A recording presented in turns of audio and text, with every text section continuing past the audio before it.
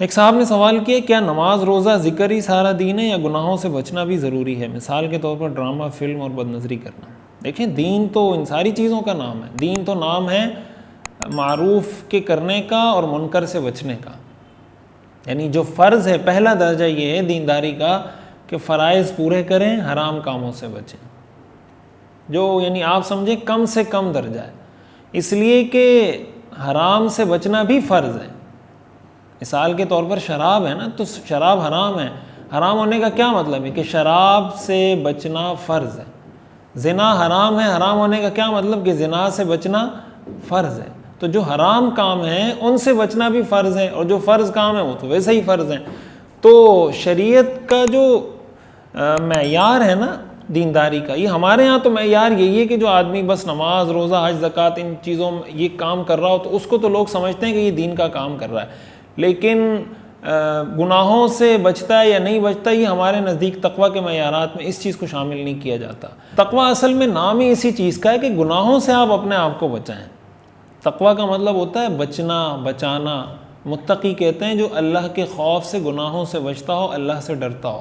تو اس لیے یہ دین کا حصہ ہے، اور جب ہم کسی کی دینداری کو یا اپنی کسی کی دینداری کو تو ہمیں جج کرنا بھی نہیں چاہیے۔ اپنی دینداری کو جب ہم جج کرنا چاہیں کہ بھئی میں کتنا دیندار ہوں، تو ہمیں یہ دیکھنا چاہیے کہ میں فرائض کتنے پورے کر رہا ہوں، حرام کاموں سے کتنا بچ رہا ہوں۔ حرام کاموں میں جیسے آپ نے لکھا ہے فلم، ڈرامہ، اسی طرح جھوٹ ہے، غیبت ہے، حسد ہے، دو نمبری ہے، دھوکہ ہے، ملاوٹ ہے، کسی کو ستانا ہے، تکلیف دینا ہے، حسد کرنا ہے، بدگمانی کرنا ہے، یہ سارے کبیرہ گناہ ہیں اور ان سب سے بچنا فرض ہے۔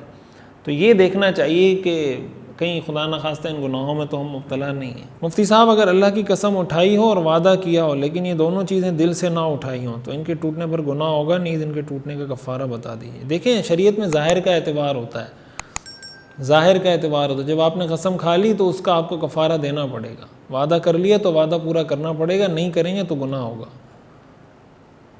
کفارہ اس سے پہلے میں کئی دفعہ ریکارڈ کروا چکا ہوں کہ قسم کا کفارہ کیا ہے، وہ آپ سرچ کریں، پچھلے سیشن میں نے ریکارڈ کروایا تھا، وہ آپ کو مل جائے گا۔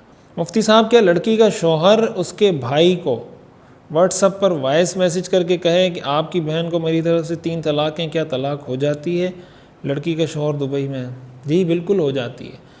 شوہر اگر بیوی کو طلاق دیتا ہے نا تو اس کے سامنے بیوی کا موجود ہونا ضروری نہیں ہے۔ اگر وہ تنہا کسی کمرے میں بھی کہہ دے گا کہ میں نے 3 طلاقیں دے دی ہیں تب بھی ہو جائیں گی۔ تو بھائی کو اگر اطلاع کر دی ہے تو اس سے بھی طلاق تو بہرحال ہو جائے گی۔ کسی کو زکوٰۃ دیتے وقت بتانا ضروری ہے کہ یہ زکوٰۃ ہے؟ نہیں، دیتے وقت ضروری نہیں ہے بتانا، آپ کی نیت ہونی چاہیے جس وقت آپ دے رہے ہیں۔ آپ اس کو ہدیہ کہیں، کچھ بھی کہہ کر دے دیں، آپ کی زکوٰۃ ادا ہو جائے گی اگر آپ کی نیت زکوٰۃ کی ہے تو۔ نبیوں کے نام یا اللہ کا نام کاغذ پر لکھا ہو اور وہ نیچے گر جائے تو کیا یہ بے ادبی ہوگی؟ اور اگر نیچے نظر آئے اور اس کو نہ اٹھائیں تو گناہ ہوگا، اور اس کا کیا کرنا چاہیے؟ بالکل، اگر گر جائے تو بے ادبی ہے۔ اللہ کا نام لکھا ہوا ہے، نبی کا نام، کوئی بھی مقدس نام لکھا ہوا ہے تو بالکل بے ادبی ہے۔ کہیں نظر آیا تو بالکل اس کو اٹھانا چاہیے، کسی ایسی جگہ پہ رکھنا چاہیے کہ جہاں سے دوبارہ اس کے گرنے کا اندیشہ نہ ہو۔ تو یہ تو شریعت کا حکم ہے، اور اس بے ادبی سے اللہ کے نام کو اگر ہم نہیں بچا سکے، اللہ کے نام کا اتنا ادب اگر ہم میں نہیں رہا، اللہ کے انبیاء کا اتنا ادب، مقدس شخصیات کا اتنا ادب اگر ہماری زندگی میں نہیں رہا کہ ان کا نام زمین پہ ہمارے سامنے پڑا ہوا ہے اور ہم اس کو نہیں اٹھا رہے، تو یہ تو بہت خطرے کی بات ہے۔ تو اس لیے کہیں نظر آئے فوراً اٹھا کے اس کو صاف ستھرا کر کے چوم کے کسی جگہ پر رکھ دیں ادب کے ساتھ۔